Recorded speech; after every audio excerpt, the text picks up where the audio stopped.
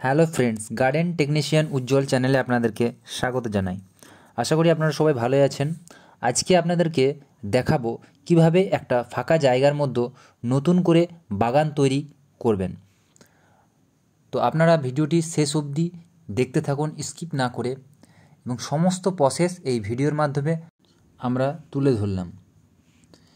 প্রথমেই বলি, এই রকম একটা বাগান তৈরি করতে গেলে আপনাদেরকে প্রথম যে কাজটা করতে হবে সেটা হচ্ছে একটা খাতা এবং পেন্সিল নিয়ে ওপরে দেওয়া ছবির মতো আপনাদেরকে এঁকে নিতে হবে এবং সেই মতো আপনাদেরকে কাজ শুরু করতে হবে।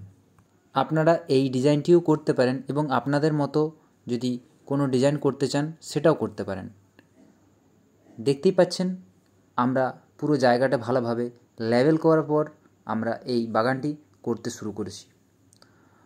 প্রথমে আপনারা ফিতে দিয়ে ভালোভাবে জায়গাটাকে মেপে নেবেন এবং আপনারা ছবির মতো করে এই লেবেল জায়গাটিতে চুন দিয়ে ভালোভাবে দাগ নিয়ে নেবেন। দেখতেই পাচ্ছেন কিছু কিছু জায়গায় আমরা দাগ দিয়েছি। শুরু থেকে আপনাদেরকে দেখাতে পাচ্ছি না, কারণ সেই সময় ভিডিওটা আমরা শুরু করতে পারিনি। যাই হোক, এইভাবে আপনারা দাগ নিয়ে নেবেন এবং দাগ নেওয়ার পর আপনাদেরকে ইটগুলো বসাতে হবে। ইট কীভাবে বসাবেন সেগুলো আপনারা দেখে নেন। প্রথমেই দাগ বরাবর আপনাদেরকে মাটি কুড়ে নিতে হবে এবং মাটি কুড়ে নেওয়ার পর আপনাদেরকে ইটটা বসাতে হবে ঠিক এইভাবে। দেখতেই পাচ্ছেন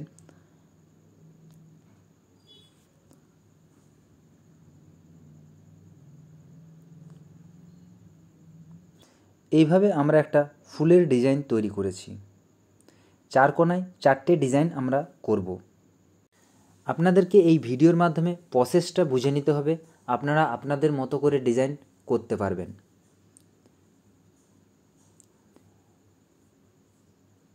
দেখতেই পাচ্ছেন প্রথমে আমাদের পুরো বাগানটা রেডি করে নিতে হবে।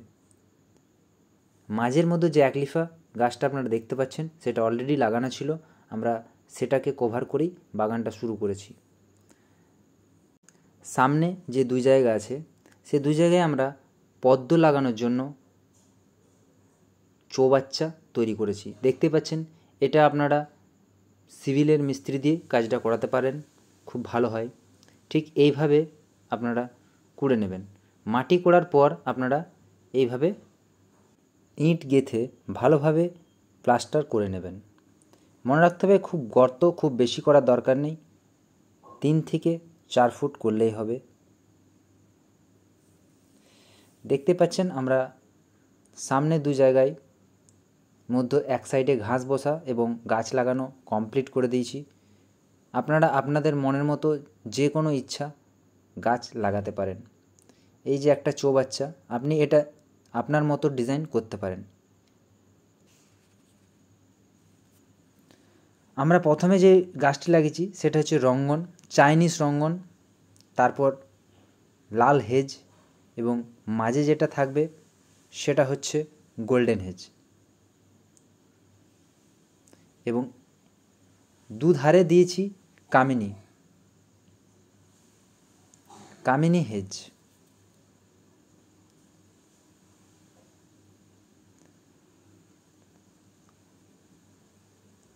এই যে দেখতেই পাচ্ছেন মাঝে লাল একলিফাটা লাগানো আছে এবং বাগানটা পুরোটাই নতুন করে তৈরি হচ্ছে, সেই জন্য একলিফার চেহারাটাও সেরকম নেই। এবং ঘাস বসানো আমাদের হয়ে গেছে, আরও কিছু ঘাস বসাতে বাকি আছে, সেগুলো বসানো হয়ে যাবে।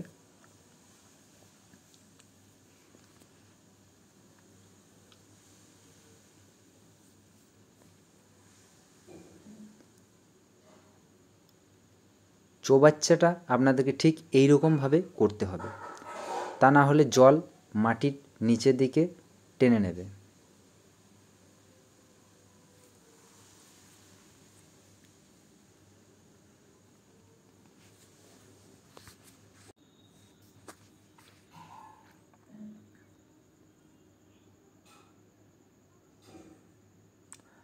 আপনারা গাছের ডিস্টেন্সগুলো ভালো করে দেখে নিন।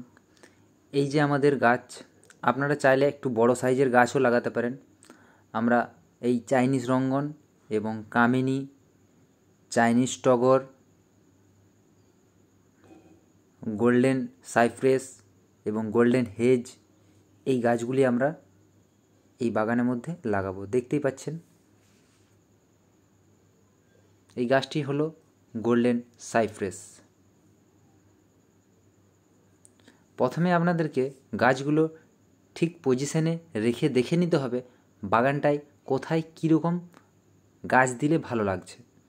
আমরা সেটাই করছি। প্রথমে গাছগুলো নামিয়ে দেখে নিচ্ছি কোথায় কোন গাছটা ভালো লাগবে বা দিলে ভালো হবে, সেরকমভাবে আমরা প্রথমে গাছগুলো নামিয়ে দেখে নিচ্ছি।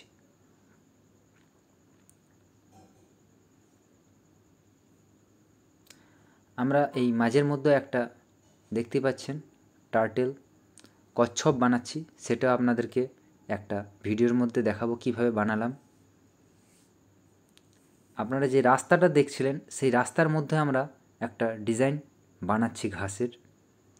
প্রথমেই একটা করে টাইলস দিচ্ছি, তারপর দুটো টাইলস, এবং ফাঁকা জায়গা যেগুলো রয়েছে সেগুলোর মধ্যে আমরা ঘাস বসিয়ে দিচ্ছি। আপনারা চাইলেও রাস্তার মধ্যে এই ডিজাইনটি করতে পারেন এবং নাও করতে পারেন, এটা বাজেটের ওপর ডিপেন্ড করছে। আপনি চাইলে এই রাস্তাটা ফাঁকাও রাখতে পারেন। আমরা এই রাস্তাটা বানাচ্ছি যাতে বাগানটা ঘুরে দেখা যায় এবং সৌন্দর্য আরও বাড়বে, সেই কারণেই এই রাস্তাটা আমরা বানাচ্ছি।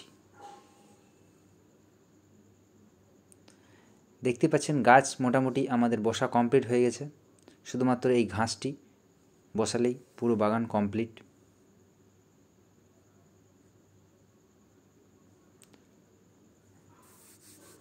এই ঘাসগুলো বসানোর পর অবশ্যই আপনাদেরকে রেগুলার জল দিতে হবে, তবেই ঘাসগুলো কিন্তু লাগবে।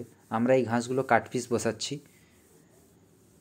কাটপিস বসালেও খুব সহজে ঘাসগুলো লেগে যাবে, অবশ্যই আপনাদেরকে রেগুলার জল দিতে হবে। দেখতেই পাচ্ছেন কি সুন্দর লাগছে, এবং এইগুলো ভালোভাবে লেগে গেলে পুরো ডিপ সবুজ হয়ে যাবে, তখন আরও সুন্দর লাগবে।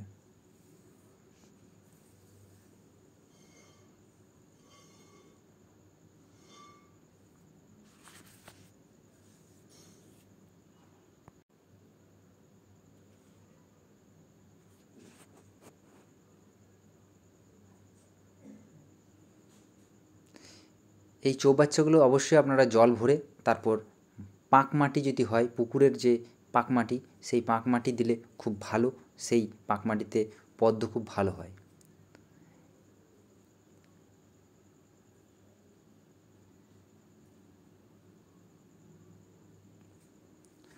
আপনাদের যদি এই ভিডিও দেখে কোনো কিছু বুঝতে অসুবিধা হয়, কোনো কিছু জানার থাকে, তাহলে আপনারা অবশ্যই কমেন্ট বক্সে কমেন্ট করবেন, আমি আপনাদের হেল্প করব।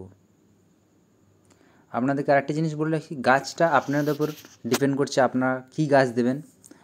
আমরা যে গাছগুলো দিয়েছি সেইগুলি হচ্ছে, প্রথমে যে গাছটি দেখতে পাচ্ছেন এই লাইনে, এইগুলো হচ্ছে চাইনিজ রঙ্গন, তারপর গোল্ডেন হেজ এবং তারপর রেড হেজ, এই তিনটে দিয়েছি।